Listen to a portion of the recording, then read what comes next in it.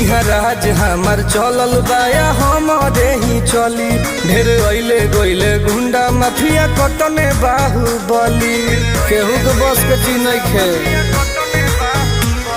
इहाँ राज हमार चलल बाया हमारे ही चली।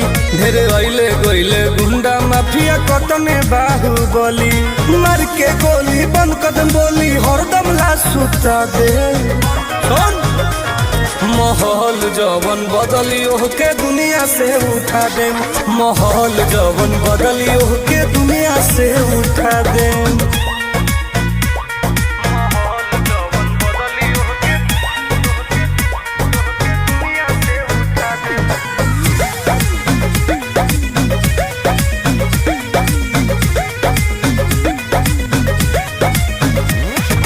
पुलिस प्रशासन सरकार